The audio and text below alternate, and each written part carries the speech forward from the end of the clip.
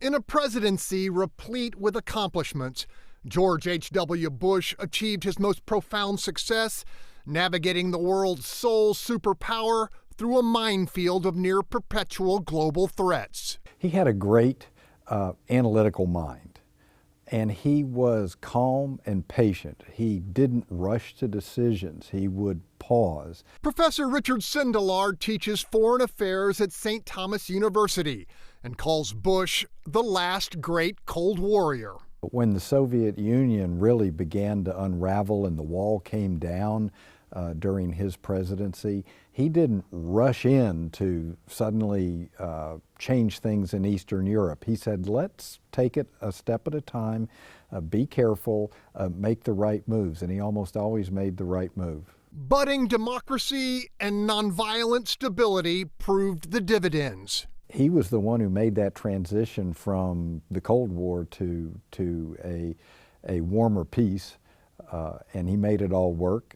Last night I ordered U.S. military forces to Panama. For the 41st president, the right moves would continue, with a near-surgical military removal of Panamanian dictator Manuel Noriega, a drug kingpin threatening access to the vital canal. He traversed an extremely difficult time in the foreign policy arena and came out with flying colors. An era of genuine turbulence, which would present the leader of the free world with his greatest challenge, the invasion of peaceful Kuwait by Iraqi strongman Saddam Hussein. President Bush set a strong precedent that the United States was not going to allow the global oil supply, as well as our allies in the Middle East, to be threatened by a dictator like Saddam Hussein. Countries from 5 continents, Europe and Asia, Africa, and the Arab League, have forces in the Gulf area standing shoulder to shoulder against Saddam Hussein. Assembling a 35-nation coalition, Bush unleashed a ferocious 5-week aerial bombardment as prelude to an overpowering blitzkrieg of mostly American armor. What is known as the 100-hour war, Kuwait was liberated as Allied troops drove deep into Iraq, decimating Saddam's military, but stopping short of Baghdad. With minimal loss of American life and the primary mission accomplished, most hailed the president's restraint as prudent and his decision to wage war fully justified. That was foisted on him. Saddam Hussein brought his own thunder down on his head on that one.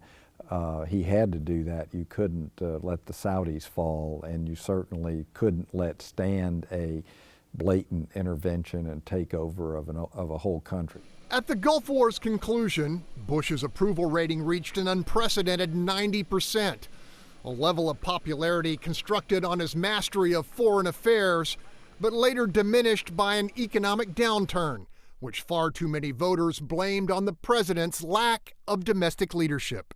If the election in 1992 would be decided on foreign policy successes, the end of the Soviet Union, almost Middle East peace, Noriega gone, a strategic arms limitation treaty nailed down with the Soviet Union, he would have been a shoo-in. In the 3 decades since, most historians fully agree, rating the leader many Texans refer to simply as 41, among the top foreign policy presidents of the 20th century.